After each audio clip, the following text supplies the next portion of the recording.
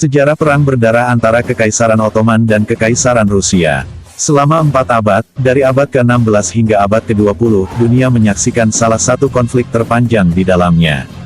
Antara Kekaisaran Ottoman dan Tsar Rusia. Dalam laporan ini, kami menunjukkan konflik ini secara rinci. Selama 4 abad, dari abad ke-16 hingga abad ke-20, dunia menyaksikan salah satu konflik terpanjang di dalamnya, antara Kekaisaran Ottoman dan Tsar Rusia.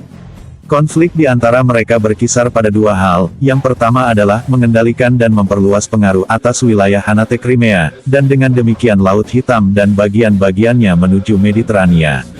Karena Turki dan Rusia adalah 2 kekuatan rahasia tetangga yang berbagi wilayah ini.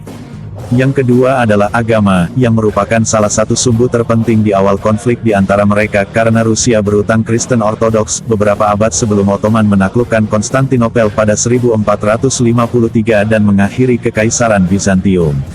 Dari tahun 1568 hingga 1918, 13 perang terjadi antara Kekaisaran Ottoman dan Rusia Tsar, yang akan kita bahas dalam video ini secara rinci. Rusia memulai perang dan Kekaisaran Ottoman mengepung mereka selama 2 tahun tanpa hasil. Ini dianggap sebagai perang militer pertama antara Kekaisaran Ottoman dan Tsar Rusia.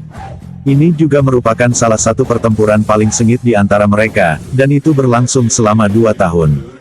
Pertempuran ini dimulai setelah Rusia menyerang kota Astrahan, milik negara Ottoman di Crimea, dan mencaploknya ke dalam kekuasaannya pada tahun 1568.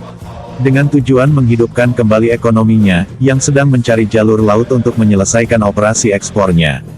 Kota ini sekarang dikenal sebagai Astrahan Oblast. Terletak di barat daya Rusia, menghadap ke Laut Kaspia dan Sungai Volga.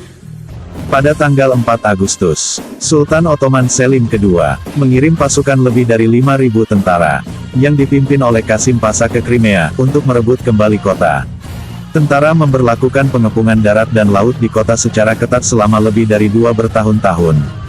Tetapi karena cuaca yang sulit, dingin yang membekukan, dan kurangnya pasokan untuk pihak Utsmaniyah, dan kedatangan pasokan ke pihak Rusia, Utsmaniyah menarik diri dari negara. Dan sebagai hasilnya, perjanjian damai pertama ditandatangani antara kedua pihak di 1570. Yang memulihkan hubungan persahabatan antara Sultan Selim II, dan Tsar Ivan keempat. Dan memaksakan bahwa yang satu tidak menyerang yang lain. Dan Astrahan tetap berada di bawah kendali Rusia.